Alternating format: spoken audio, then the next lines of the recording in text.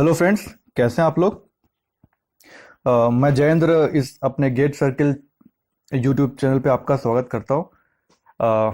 मैं आज इस वीडियो में प्राचीन इतिहास की शुरुआत कर रहा हूं। इस वीडियो को देखकर जरूर बताइएगा कि आपको कैसा लगा, क्योंकि आपके द्वारा दी गई प्रतिक्रिया, आपके जो रिव्यूज़ होंगे वही मुझे प्रोत्साहित करेंगे कि आगे के वीडियोस को कंटिन्यू करूं कि ना करूं।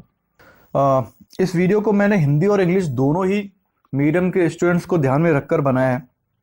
मैं सब कुछ हिंदी में एक्सप्लेन कर रहा हूँ, और तो जो भी स्टूडेंट्स ध्यान से पढ़ रहे हैं तो वो चाहे तो जो कुछ भी मैं बोलूँ उसके नोट्स बनाते चलें, ठीक है। और वैसे जो कुछ भी इस वीडियो में जो पीडीएफ है वो मैं फेसबुक ग्रुप पे अपलोड कर दूंगा। उसका लिंक नीचे डिस्क्रिप्शन बॉक्स में दिया हुआ है, आप वहाँ से जाके उसे डाउनलोड कर सकते हैं। तो जो इंग्लिश मीडियम वाले स्टूडेंट्स हैं तो वो तो आराम से इसको डाउनलोड कर सकते हैं, और जो हिंदी मीडियम के स्टूडेंट्स हैं वो जो कुछ भी मैं बोलूँगा आप उसके अपने नोट्स बना सकते हैं अपने बुक में। इनफैक्ट नोट्स बनाना ज़्यादा बेटर रहेगा, आप चाहे जिस मीडियम से भी हो, ठीक है। क्योंकि मुझे लगता है कि बुक से पढ़ने में थोड़ा ज़्यादा मज़ा आता है, मुझे ये पर्सनली मेरा ऐसा मानना है, ठीक है। और आप इस वीडियो को अगर बहुत अच्छे से पढ़ लेते हैं, एक बार अपने इसके नोट्स बना लेते हैं, एक आध बार रिव्यू इसको रिवाइज कर लेते हैं, तो डेफिनेटली आप 10 में से 9 क्वेश्चन सही करके आएंगे, मैं गारंटी लेता हूँ। स्टोन एज से रिलेटेड जो कुछ भी है मैंने सब कुछ इस वीडियो में कवर किया है, बहुत अच्छे से कवर किया है। तो आप चाहें तो जो पिछले क्वेश्चन पूछे गए हैं लास्ट ईयर में यूपी पीसीएस में, या और भी जो एसएससी या दूसरी प्रतियोगी परीक्षाएं हैं, उन क्वेश्चन को सॉल्व करके देखिएगा। आपके आराम से इसमें 10 में से 9 क्वेश्चन तो 90% आप करेक्ट करोगे ही करोगे, ठीक है। तो आप पूरी तरह इस वीडियो पे विश्वास कर सकते हैं। आप आराम से इस वीडियो को लास्ट तक देखिए, और जैसा लगे, अच्छा लगे या जो कुछ कमी हो तो आप जरूर से जरूर कमेंट सेक्शन में बताइए मुझे, ठीक है। तो जिससे कि मैं आगे की इन वीडियोस को कंटिन्यू करूं। ये पहला वीडियो है तो पूरा सीरीज कैसे चलनी है वो आप पे डिपेंड करेगा, ठीक है। तो चलिए शुरू करते हैं। तो सबसे पहले बात करते हैं रॉबर्ट ब्रूस की। इनको इंडियन प्री हिस्ट्री का फादर कहा जाता है, ठीक है। ये क्वेश्चन पूछा गया है पहले, है ना। तो Robert Bruce of the geological survey of India, ठीक है, he has been known as the father of Indian prehistory. तो भारतीय प्राचीन इतिहास का इनको फादर कहा जाता है, ये क्वेश्चन पहले पूछा गया है। आगे देखते हैं, जो हमारा प्राचीन इतिहास है, प्राचीन एंशिएंट हिस्ट्री है, इसको टाइम पीरियड के बेसिस पे 4 भागों में विभाजित किया गया है, ठीक है। पैलियोलिथिक पूर्व पाषाण काल, मिजोलिथिक मध्य पाषाण काल, नियोलिथिक एज नव पाषाण काल और मेटल एज धातु काल, ठीक है। तो 4 हैं ये डिफरेंट टाइम पीरियड के बेस पे इनको डिवाइड किया गया है। तो हम इन 4 टाइम जो काल हैं, ये चारों काल हैं, इनकी स्टडी करेंगे तो बस हमारा ये स्टोन एज का चैप्टर कंप्लीट हो जाएगा, और इसी से आपको क्वेश्चन मिलेगा कि इन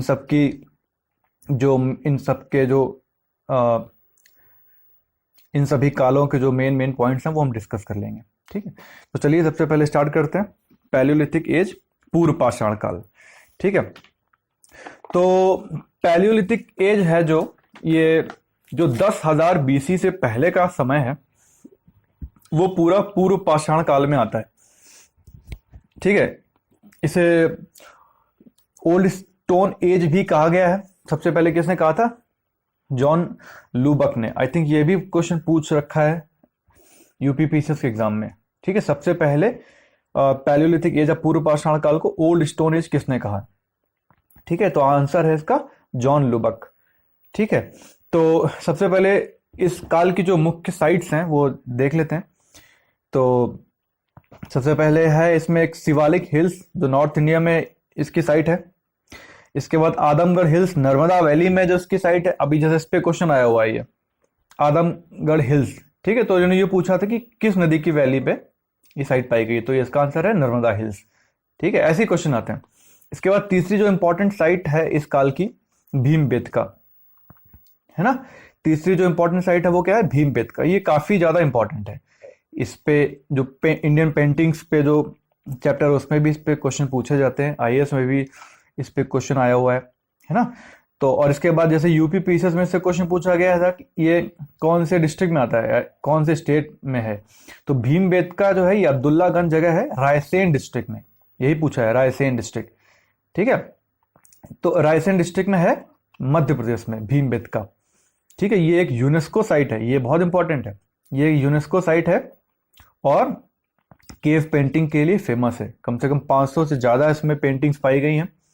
ठीक है, और ये जो सभी पेंटिंग है सिर्फ एक काल की नहीं है, ये पैलियोलिथिक पूर्व पाषाण काल में भी कुछ पेंटिंग बनाई गई, फिर उसी में मेसोलिथिक काल जो मध्य पाषाण काल है उसमें भी पेंटिंग्स बनाई गई हैं। ठीक है, इसके बाद जो धातु काल है, ताम्र काल जो बोलते हैं उसको, उसमें भी कुछ पेंटिंग्स बनाई गई हैं। ठीक है, इवन कुछ लोग तो बोलते हैं कि जो मध्यकाल है, जो मेडिवल टाइम है, उसमें भी इसमें कुछ पेंटिंग्स बनाई गई हैं। तो वो सब हम आगे देखेंगे, डिस्कस कर लेंगे आगे। ठीक है, तो ये है। अब इसके जो मुख्य मुख्य पॉइंट देख लेते हैं इस काल के, कि सबसे पहले तो ये लोग मेनली हंटर और गैदर थे, शिकार करते थे और वही उनका मुख्य पेशा हुआ करता था। घूमते थे, इधर उधर घूमते रहते थे और शिकार करके अपना पेट पालन करते थे। ठीक है, और ये they use to live in cave and rock shelter, ये गुफाओं में और गुफाओं में ही रहा करते थे। ठीक है, और सबसे जो इंपॉर्टेंट पॉइंट है वो देखिए कि ये लोग आग के बारे में अवेयर नहीं थे, है ना, आग के बारे में इनको कुछ नहीं नॉलेज थी। तो अब इसके बाद जैसे क्वेश्चन पूछा जाता है जो ऐसे अब खैर ये पीसेस में ऐसे तो नहीं पूछते हैं, पर जो आईएएस एग्जाम होता है उसमें स्टेटमेंट्स दे देते हैं। ठीक है, वो एक या दो स्टेटमेंट दे दिया, तो इस टाइप के स्टेटमेंट दे दिए जाते हैं कि like they were aware about the fire, है ना। तो इस टाइप से क्वेश्चन बनते हैं आईएएस एग्जाम में। ठीक है, इनको धातु का नॉलेज भी नहीं था, है ना। तो अब ये लोग शिकार करने के लिए क्या करते थे, मुख्यतः पत्थरों का यूज करते थे। ठीक है, इसीलिए ये सभी जो टाइम पीरियड है, जो एजेस हैं, इनको पाषाण काल कहा गया है, क्योंकि ये शिकार करने के लिए पत्थर का यूज करते थे। ठीक है, तो जो जिस पत्थर का ये लोग प्रयोग करते थे शिकार करने में, वो क्वार्टजाइट का बना होता था। ठीक है, इसलिए इस काल के लोगों को क्वार्टजाइट मैन भी कहा गया है। ठीक है, और ये लोग पॉटरी के बारे में भी नहीं जानते थे, है ना। पॉटरी समझ रहे हो ना, जो बर्तन बनते हैं मिट्टी के, वो भी नहीं जानते थे। तो इस तरीके से आप समझ सकते हो ना कि क्या क्या हो गया। आप इसके जो मेन पॉइंट्स हैं, पूर्व पाषाण काल के, ये अपना शिकार करने के लिए पत्थरों का इस्तेमाल करते थे, इसलिए इनको क्वार्टजाइट मैन भी कहा जाता था, है ना। इनको फायर के बारे में पता नहीं था, आग के बारे में पता नहीं था, इनको धातु के बारे में भी पता नहीं था। ठीक है, और इनको बर्तन कुछ भी बनाना नहीं आता था। जब कुछ भी नहीं पता तो क्या करेंगे, जंगल में घूमेंगे, शिकार करेंगे, खाएंगे पिएंगे और अपना गुफाओं में रहेंगे। तो यही था पूर्व पाषाण काल। 10,000 बीसी के पहले का जो मानव था वो इसी तरह रहता था। ठीक है, तो जो कुछ भी इंपॉर्टेंट पॉइंट थे पूर्व पाषाण काल से वो हमने डिस्कस कर लिए हैं। इनके साइट्स जरूर याद रखिएगा आप, बहुत इंपॉर्टेंट है, साइट्स पे बहुत क्वेश्चन आते हैं। ठीक है, शिवालिक हिल्स नॉर्थ इंडिया में, आलमगढ़ हिल्स नर्मदा वैली में, and Bhimbetka, Bhimbetka is the most important. वो कहाँ है, अब्दुल्लागंज रायसेन डिस्ट्रिक्ट मध्य प्रदेश में, और ये एक यूनेस्को साइट है। ठीक है, तो चलिए अब नेक्स्ट टाइम पीरियड पे बढ़ते हैं, दैट इज मेसोलिथिक एज, मध्य पाषाण काल। ठीक है, इसका टाइम पीरियड क्या है, 10,000 बीसी से लेकर 6,000 बीसी तक। सीधा सीधा इस पे ऐसे एक क्वेश्चन आ सकता है कि मध्य पाषाण काल का टाइम पीरियड क्या है ना।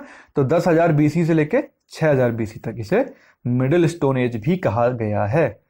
ठीक है, इसे मिडिल स्टोन एज भी कहा गया है। ठीक है, तो अब इसकी साइट्स देख लेते हैं, जो मेन इंपॉर्टेंट साइट्स हैं मध्य पाषाण काल की।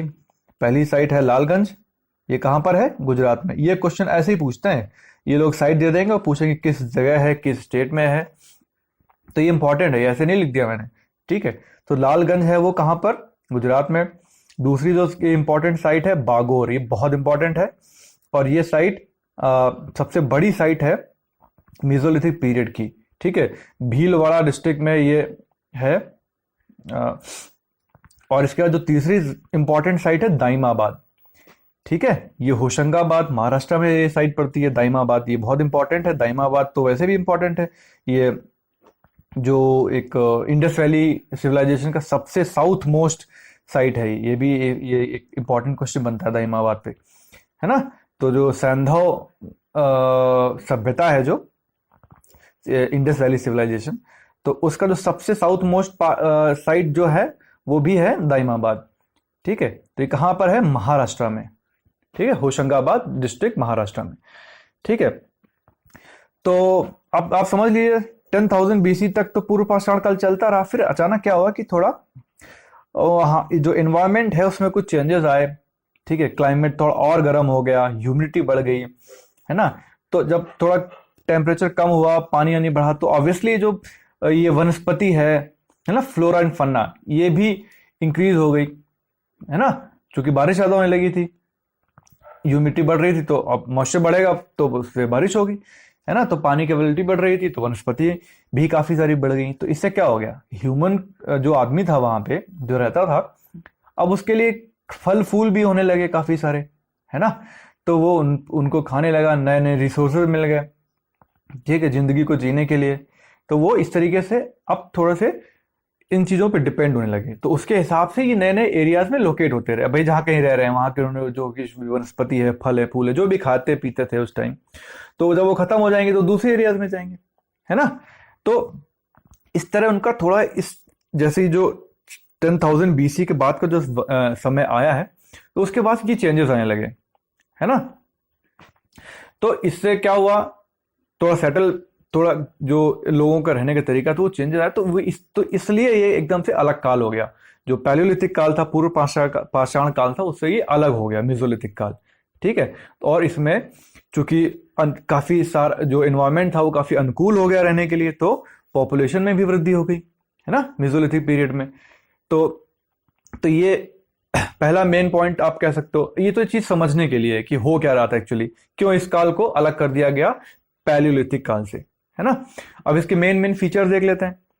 मेनली हंटिंग एंड गैदरिंग ही थे, अभी भी वो शिकार करते थे, ठीक है, और घुमक्कड़ जीवन ही व्यतीत करते थे, इधर उधर घूमते रहते थे और शिकार करते थे। अब ये था कि अब थोड़ा इनको ये जो जंगल अंगल में जो चीजें मिल जाती थी उन पे भी इनका जीवन चलता रहता था, है ना। और दूसरे क्या डेवलपमेंट हुए इस काल में, जो इनके पत्थर हुआ करते थे थोड़े छोटे हो गए। अब ये लोग स्मॉल स्टोन्स यूज करने लगे, ठीक है। तो इसलिए चूंकि अब इनके जो पत्थर होते थे वो 2 से 8 सेंटीमीटर तक की जो लेंथ हुआ करती थी। अब थोड़ा दिमाग आया, थोड़ा डेवलपमेंट हुआ, आप देख रहे हो कि 10,000 साल तक वो लोग ऐसे यूज करते थे। तो अभी इनको थोड़ी अकल आई, तो उन्होंने अपने पत्थरों को थोड़ा शार्प कर लिया, थोड़ा उस हथियार में डेवलपमेंट किया कि कम वेट हो जाए तो तेजी से अच्छे से शिकार कर पाए।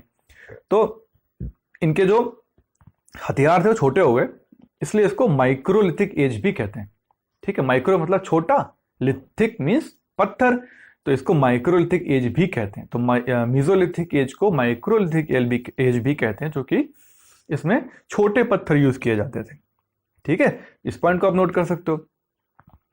इसके बाद ये जो तीसरा पॉइंट है, ये बहुत इंपॉर्टेंट है, यूपी पीसी एग्जाम में पूछा भी गया है कि जो सबसे पहला साक्ष्य है डोमेस्टिकेशन ऑफ एनिमल, मतलब जो जानवर है उनको पालने का पहला साक्ष्य जो पाया गया है वो आदमगढ़ जगह है मध्य प्रदेश में, वो है पहला साक्ष्य, आदमगढ़ मध्य प्रदेश। और दूसरा साक्ष्य मिला है बागोर डिस्ट्रिक्ट में, राजस्थान में।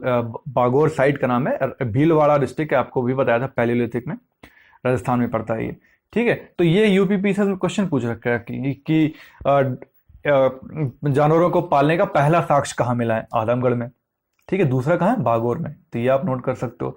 इसके बाद दूसरा जो बहुत इंपॉर्टेंट पॉइंट है कि जो मेसोलिथिक पीरियड के लोग थे वो आग के बारे में परिचित थे, आग से परिचित थे, दे वर अवेयर ऑफ फायर, ठीक है। तो सबसे पहली बार जो अग्नि का प्रयोग हुआ है वो कब हुआ है, मध्य पाषाण काल में। ये एक इंपॉर्टेंट क्वेश्चन बनता है, ठीक है। इसके बाद ये लोग इस टाइम पीरियड में धनुष बाण का भी उपयोग करना सीख गए थे, use of bow and arrow, है ना। और इन्होंने मछली पकड़ना भी सीख लिया था, फिशिंग, ठीक। तो कौन कौन से इंपॉर्टेंट पॉइंट्स हो गए आपके लिए, जो मतलब जैसे नहीं, जो डेवलपमेंट है, आप एक पहला डेवलपमेंट स्मॉल स्टोन्स, छोटे पत्थर यूज करते थे, आग के बारे में परिचित हो चुके थे, धनुष बाण सीख लिया था यूज करना, है ना। इसके बाद मछली पकड़ना भी ये लोग सीख चुके थे, है ना।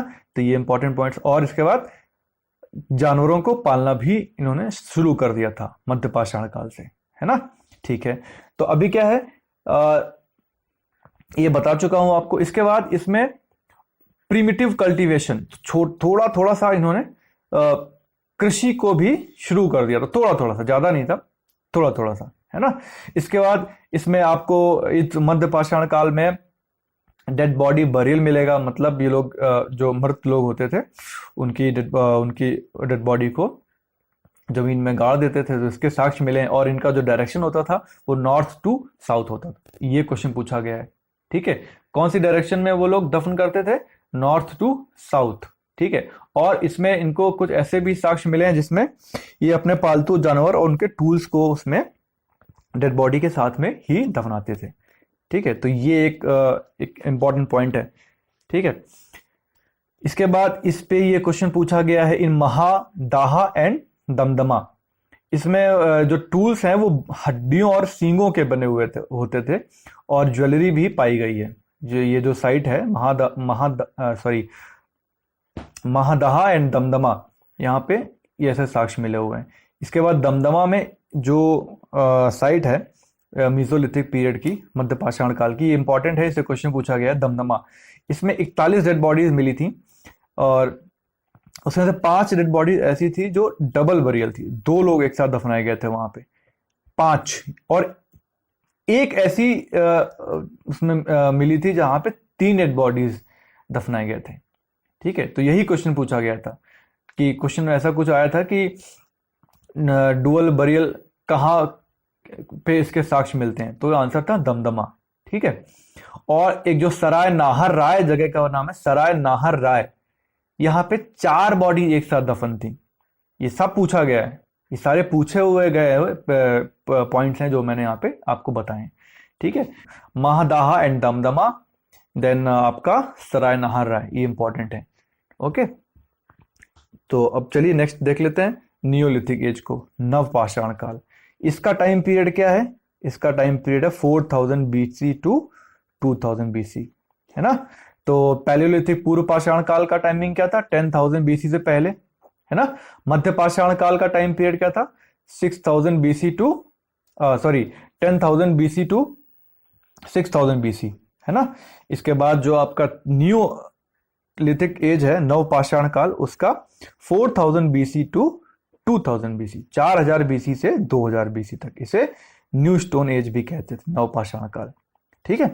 तो इसकी जो साइट है, इसमें इसकी सबसे इंपॉर्टेंट साइट आती है मेहरगढ़, ठीक है। सबसे इंपॉर्टेंट साइट, इस पे बहुत सारे क्वेश्चन मिलेंगे आपको एग्जाम में, मेहरगढ़, ठीक है। वर्तमान में ये बलूचिस्तान में है, पाकिस्तान में, ईरान बॉर्डर पे ये साइट है, ठीक है। और ये ओल्डेस्ट एग्रीकल्चर सेटलमेंट के यहाँ पे साक्ष्य मिले। मतलब अगर आपसे क्वेश्चन पूछा जाता है कि इंडियन सब कॉन्टिनेंट में सबसे पहले कृषि के साक्ष्य कहाँ मिलते हैं, तो उसका आंसर है मेहरगढ़, सबसे पहले, ठीक है। तो ये साइट जो है, आप इस टाइम इंडस रिवर के पास में, पाकिस्तान में है। आपको लोकेशन मैंने ऑलरेडी बता दी है, ईरान बॉर्डर पे, बोलन पास के पास में। और यहाँ पे और भी जो इस मेहरगढ़ साइट में और भी जो जो चीजें मिली हैं वो डिस्कस कर लेते हैं। सबसे पहला तो ओल्डेस्ट एग्रीकल्चर के एविडेंस मिलते हैं यहाँ पे। सेकंड, मड ब्रिक हाउस मिला है, मिट्टी की जो ब्रिक्स है उनसे बना हुआ एक घर मिला हुआ है, ठीक है। यहाँ पे ग्रेनरीज मिली हैं, समझ रहे हो। ग्रेनरीज क्या है? भंडार गृह, है ना।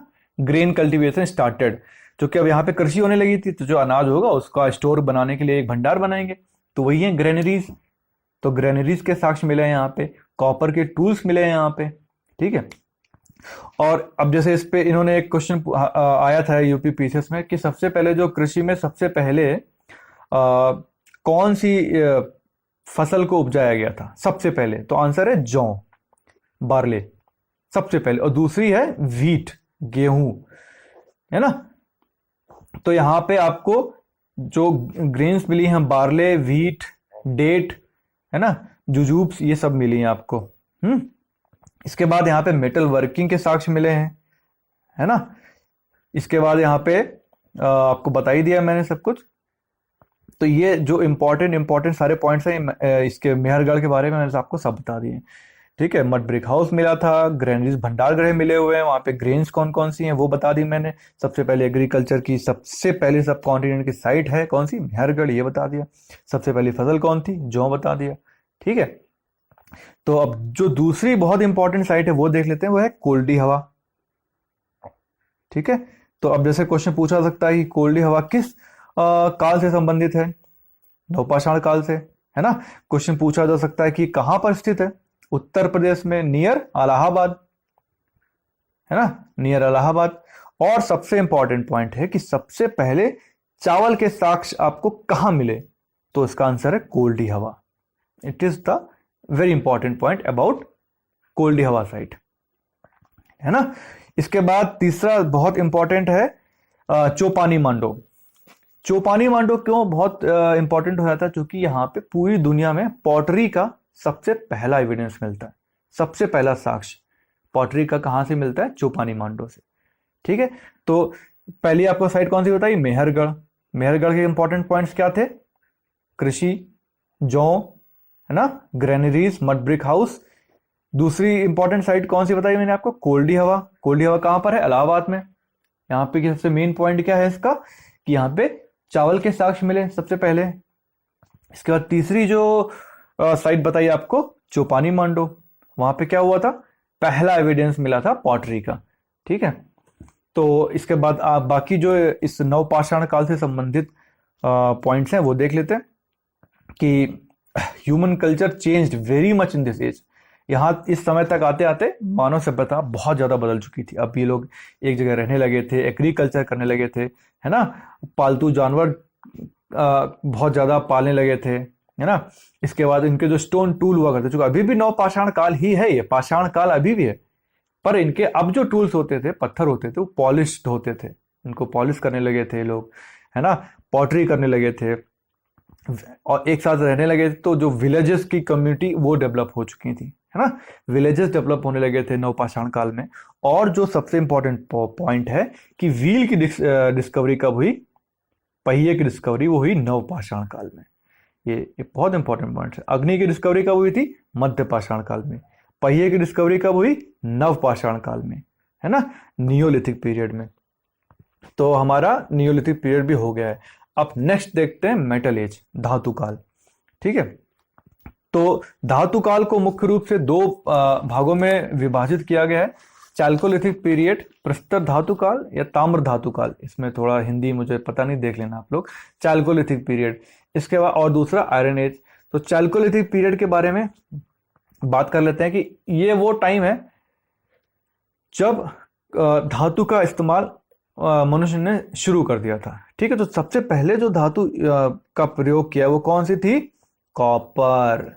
तो इस पे क्वेश्चन पूछा जाता है, मनुष्य ने सबसे पहले कौन सी धातु यूज की थी। लोगों को लगता है लोहा होगा, पर लोहा नहीं थी। Iron was not the first metal which human has used, it was copper. ठीक है, तो इसीलिए इस पीरियड को कहा जाता है चाल्कोलिथिक, है ना। चाल्कोलिथिक मतलब क्या हुआ, चाल्को का मतलब कॉपर और लिथिक मतलब पत्थर, स्टोन। ठीक है, तो इस दो चीजों की वजह से इस टाइम पीरियड को नवपाषाण काल से अलग कर दिया गया था, क्योंकि लोग कॉपर का इस्तेमाल करते थे और पत्थर का इस्तेमाल करते थे, इन दोनों को मिला के तो इस काल को नाम दिया गया चाल्कोलिथिक एज, है ना। तो इस जो इस टाइम पीरियड में जो सबसे जो पहला सेटलमेंट हुआ, जहां पर इस टाइम पीरियड के जो सबसे पहले साक्ष्य पाए गए या सबसे पुराने साक्ष्य पाए गए, वो गैंगेटिक बेसिन में, छोटा नागपुर प्लेटू में जो गंगा का बेसिन है, वहां पे सब इसके साक्ष्य पाए गए, सबसे अर्ली, सबसे पहले। ठीक है, और यहाँ पे अब तक इस काल तक आते आते प्रॉपर एग्रीकल्चर शुरू हो चुका था, सीजनल क्रॉप्स हो चुकी थी, रबी और खरीफ में ये फसलों में ये लोग कृषि खेती करने लगे थे, है ना। कॉपर और ब्रोंजे के बारे में ये लोग जान चुके थे। ठीक है, और अब मतलब अब एग्रीकल्चर से आप जुड़ जाते हो काफी और अब जब एग्रीकल्चर से जुड़ोगे तो आपको प्रकृति से जुड़ना ही पड़ेगा। ठीक है, क्योंकि आपने फसल लगाई, बारिश हो गई, पूरी फसल नष्ट हो गई, इस तरीके से बहुत सारी नेचुरल कैलेमिटीज होने लगी तब, क्योंकि जितना आप स्टेबल होते जाओगे उतना ही आप नेचर से ज्यादा इफेक्टेड होते जाओगे। ठीक है, तो जब नेचर से आप इफेक्टेड होते जाओगे तो आपको डेफिनेटली आपके अंदर रिलीजियस बिलीफ डेवलप होने लगेंगे, धार्मिक जो विश्वास है या अंधविश्वास बोलेंगे, जो चीजें हैं वो डेवलप होने लगेंगी। ठीक है, तो इस काल में आते आते इनके अंदर जो धार्मिक बिलीफ्स थे वो डेवलप होने लगे। ठीक है, फोर्टिफाइड सेटलमेंट स्टार्ट हो गया, है ना।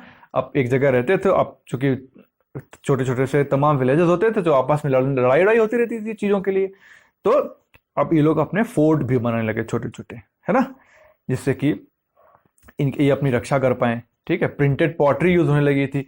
आपने नवपाषाण काल में क्या देखा कि जो पॉटरी थी वो यूज होती थी। पॉटरी कब से स्टार्ट हुई थी? मध्यपाषाण काल से, है ना। तो अभी ये धातु काल में आते आते प्रिंटेड पॉटरी यूज होने लगी थी। तो जो इसके इंपॉर्टेंट साइट्स हैं वो देख लीजिए, जॉर्वे, मालवा, ये इस पे भी शायद क्वेश्चन आया है कि मालवा की साइट कहाँ पर रही है, तो नर्मदा वैली। ये इंपॉर्टेंट रखिएगा। चाहे क्या होता है कि इससे ये क्वेश्चन पूछते हैं यूपी पीसीएस में काफी। ठीक है, तो मालवा जो साइट है चालकोलिथिक पीरियड की, वो कहाँ पे है? नर्मदा वैली में है। इंडस वैली में इसके साक्ष्य मिले हैं।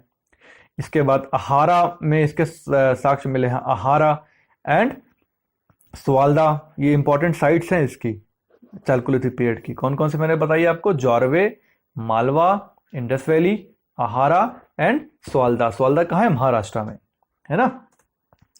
तो ये आपको चालकोलिथिक पीरियड के बारे में बता दिया। अब कुछ इंपॉर्टेंट पॉइंट्स हैं जो सेपरेटली मैं आपको बता दे रहा हूँ स्टोन एज के बारे में, जिसपे लगभग लगभग हर एक पॉइंट से क्वेश्चन पूछा गया, तो आप इन सबको याद रखिए। ठीक है, तो ये आप सबसे पहले आप देख लीजिए कि there is one side in India where all the paleolithic, mesolithic and neolithic site have been found in sequence, that is Belan valley. जो बेलन वैली जगह है वहां पे तीनों काल के साक्ष्य मिले हैं वो सीक्वेंस में। पैलियोलिथिक के भी मिले हैं वहां से, बेलन वैली से, मेसोलिथिक के भी मिले हैं और नियोलिथिक के भी मिले हैं। तीनों के साक्ष्य एक ही जगह मिले हैं। ये एक ही ऐसी जगह है बेलन वैली। ठीक है, ये बहुत महत्वपूर्ण है, से आपको क्वेश्चन मिल सकता है ना। इसके बाद ये पॉइंट आपको बता चुका हूं मैं कि जानवरों को पालतू बनाने का सबसे पहला साक्ष्य कहां मिला था? आदमगढ़ में, मध्य प्रदेश में, है ना। और दूसरा कहां मिला था? बागोर में। कहां पर? भीलवाड़ा डिस्ट्रिक्ट, राजस्थान। बागोर सॉरी। ठीक है, इसके बाद ये मेहरगढ़ में के बारे में भी आपको बताया मैंने। ठीक है, मेहरगढ़ के लोग थे जिन्होंने सबसे पहले व्हीट को और कॉटन को पैदा किया था। ठीक है, मेहरगढ़ के लोग, ये क्वेश्चन मिलेगा आपको, है ना। इसके बाद आपको mesolithic sites have not been recorded in north India. North India में आपको मध्य पाषाण काल से संबंधित कोई भी साइट नहीं मिलती है। ठीक है, सभी साउथ इंडिया में ही है। इसके बाद जो ये जो आपको बताया था ना मैंने कि बरियल स्टार्ट हो गया था मेसोलिथिक पीरियड में, जिसमें वो अपने टूल्स और पालतू जानवर को दफनाते थे। तो ऐसे जो साक्ष्य हैं वो कश्मीरी नियोलिथिक में भी मिले हैं। ठीक है, कुत्ते को दफनाने का अपने मास्टर के साथ में, है ना। इसके बाद Nal is the first place where first evidence of cultivation of cotton has been found. Cotton के कल्टीवेशन के लिए, कॉटन की खेती का सबसे जो पहला साक्ष्य मिला है वो नल में। ये एक छोटे छोटे पॉइंट है, ये बहुत इंपॉर्टेंट है, ये आपको ऐसे रट लेने हैं अपने नोट्स में, आप ऐसे लिखते जाओ, है ना। इसके बाद जो पेंटेड ग्रीन वेयर हैं और नदन ब्लॉक पॉलिश्ड वेयर हैं, ये फाइनेस्ट पॉटरी है चालकोलिथिक एज की, है ना। पीजीडब्ल्यू और एनबीपीडब्ल्यू, ये जो पॉलिश्ड ग्रीन वेयर है, जो बर्तन है उनको डिफरेंट डिफरेंट तरीके से इनकी पेंटिंग वेंटिंग की गई है। तो ये सबसे पहले कब मिले हैं आपको? चालकोलिथिक पीरियड में, है ना। तो ये याद रख लेना आपको। और सराय नाहर राय, ये आपको एविडेंस है एक युद्ध का। यहां पर एक युद्ध के साक्ष्य मिलते हैं, सराय नाहर राय। ठीक है, और पीछे भी मैंने इसको बताया कि यहाँ पे आपको 4 बॉडी बरियल के भी साक्ष्य मिलते हैं। मतलब एक ऐसी यहाँ पे एक कब्र मिली है जहां पे 4 बॉडीज को एक साथ दफनाया गया था। कौन सी जगह? सराय नाहर राय। तो सराय नाहर राय में क्या है? 4 बॉडी बरियल है और युद्ध के साक्ष्य, 2 साक्ष्य यहाँ पे मिलते हैं। ठीक है, और तो जो ये जो स्टोन एज है, इसमें जो पेंटिंग होती है, तो सबसे ज्यादा जो कॉमन एनिमल मिलता था वो होता था हिरन। डियर की पेंटिंग सबसे ज्यादा की जाती थी इस काल में। ठीक है, इसके बाद जो एक इंपॉर्टेंट पॉइंट है कि नवदा टोली, एक साइट है नवदा टोली, ठीक है, यहाँ पे सबसे ज्यादा वैरायटी के फूड ग्रेन्स मिले हैं चालकोलिथिक पीरियड के। ठीक है, तो चालकोलिथिक पीरियड में सबसे ज्यादा वैरायटी के जो फूड ग्रेन्स मिलते हैं वो कहाँ मिलते हैं? नावदा टोली पे। तो ये सारे इंपॉर्टेंट पॉइंट्स है, ये मैंने आपको बता दिए हैं, आपने शायद अपने नोट्स भी बना लिए होंगे, है ना। और तो आप चाहो तो इसको एक बार रिवाइज करके फिर आप जो पिछले जो क्वेश्चंस आए हैं यूपी पीसीएस एग्जाम में और दूसरे भी गवर्नमेंट एग्जाम्स में, आप उनको करके देखिए। गारंटी ले रहा हूँ, स्टोन एज से जितने भी जो क्वेश्चन पूछे गए वो सब आपके इतने से आराम से कवर हो जाएंगे। मैंने कोई भी इंपॉर्टेंट पॉइंट छोड़ा नहीं, सब कुछ कवर किया है। ठीक है, तो आप अपने कमेंट्स दो कि कैसा लगा आपको ये मेरा वीडियो। तो अगर ज़रूरत समझेगी या आप लोगों को इसकी ज़रूरत होगी तो मैं इसे कंटिन्यू करूँगा आगे के वीडियोस में। और प्लीज़ आप इस वीडियो को ज़्यादा से ज़्यादा लोगों को शेयर करिए, जिससे कि लोगों के पास ये पहुंच पाए, है ना, क्योंकि एग्ज़ाम भी बहुत पास में है। और ठीक है, चलिए फिर मिलते हैं नेक्स्ट वीडियो में। Thank you.